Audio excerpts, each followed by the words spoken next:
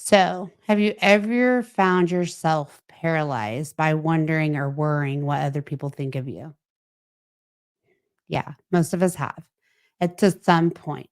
So, welcome back. We're going to go ahead and have just a little discussion about how to stop that, how to stop caring what other people think about you, how to start living your best life, not caring what others think. You'll lose the weight that you feel when you're worrying about what you're doing, just to appease or please others. It'll feel clearer, you'll feel better, and it'll be less stressful for sure. Let's talk about the impact of worrying about what others think of us. Let's talk about why caring so much about others people's opinions is so damaging. How does that happen? Well, here's what happens. When we seek validation from others, it does impact our mental health. It does impact our self esteem. It does create an anxiety level. It does create stress. I mean, even paralysis in decision making, like, can I do it? Can I don't? Do I do it? Don't. And it's becomes very overwhelming, right? So, for instance, have you ever avoided doing something that you really, really, really wanted to do? Like, I don't know, let's talk about take a trip and you didn't do it because you could not finalize that plan because you were so worried about what other people would think. I know I have. I've done this before. I mean, not necessarily with traveling, but worried about what others thought, so I might not do something, or I did something that I didn't want to do because of worried about what other people thought. So, let's talk about where this comes from, okay? Because it is a big problem that people have, not just you, not just me, but many people are in the people pleasing industry. And it's a stressful, hard place to be. So let's talk about it. Why did we get to this point? What brought us to this point of wanting to be such people pleasers? Well, truth be told, it's everything around us. Our social and our cultural influences play huge roles on this. We're bombarded with images and messages about how we should look, how we should act, what you should think, what you should do. We're constantly seeing that on an everyday level. We're flipping through our phone, scrolling through the Instagram, scrolling through the Facebook. They're just using any kind of social media because everything is instant for us now, right? So when we do that and we engage in that, we're seeing what others are doing. So we feel that we need to do what they do or think what they think, feel what they feel, right? And let's go to a deeper level here. Let's talk about our personal upbringing and past experiences and how that can impact and shape us to be people pleasers or people that desire to please others. It's important to understand that these influences aren't necessarily reflections of our true selves. That is very important to understand. So let's talk about what do we do to get past this? What do we do to get to the point of not worrying about seeking that approval, about getting to a point where we don't care what he or she thinks or they think or this person thinks. Let's get to that point. Okay. So these are some just practical strategies on how to overcome the need or desire to people please. Okay. So, first thing is being self aware. First thing about this is if you develop some sort of self awareness of what's happening and what's going on, it does help with just getting ready to make a change. When you notice when you're people seeking or people pleasing, and you get that validation of, oh, hey, I'm doing this right now. If you notice that, you've done the first step. That's the easiest thing, you know? I think back to the simplest of forms when I'm talking to clients, we'll go back to something simple, Like go back to grade school when your friends were playing, you and your friends were playing, and there was another person over here playing, and they really wanted to play, But because your friend said no, you chose to tell that other person that wanted to play with you guys no, right? Did you know then the effects that it could have on somebody else? No, you did not. No, you did not. And most people don't realize that's happening, or they do and don't think that there's a way to change it. So, if you notice that that's happening, and you go back to the smallest form of what could you do to change that? The first thing you can say is just be aware. Hey, why am I doing this? Like what is the purpose of doing what I'm going to be doing, right? You have to be willing to understand that, hey, this could be a position where I am trying to please others, whether it's please your boss and you're working 50 extra hours, whether it's please your parents and you're doing things for them that you don't really want to, whether it's your spouse or your best friend, doesn't matter who it is. If you can become aware of it, that is the best first step. From there, you have to gain boundaries, right? That's the next step. You set those boundaries to what you're going to be doing and what you want to do, right?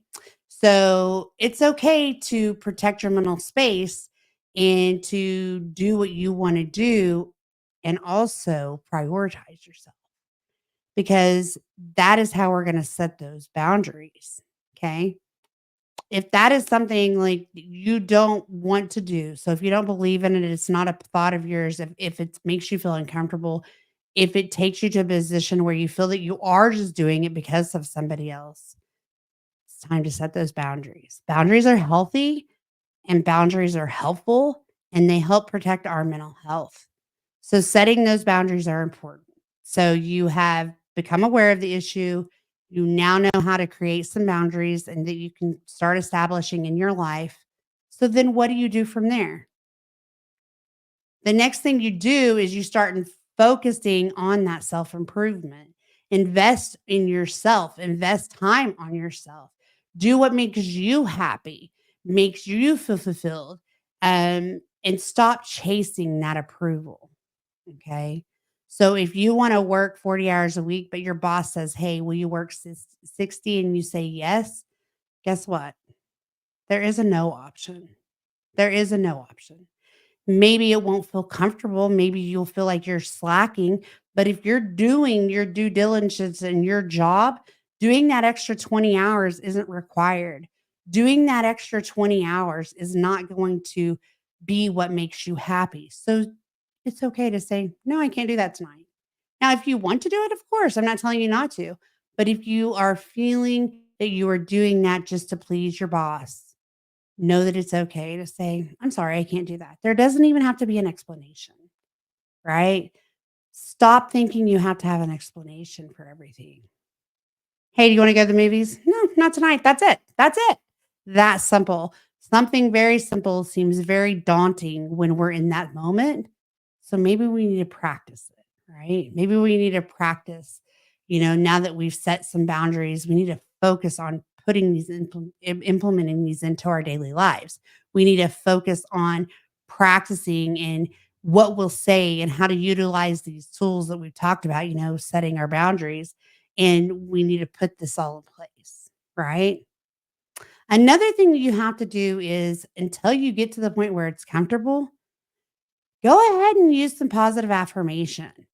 Just tell yourself, I am worth it. Remind yourself of your strengths. Use words that are powerful and know that you're doing this to build your confidence to the point where you get to that question or that, seeking approval, whatever situation it is, that you're able to say, you know what, I'm good.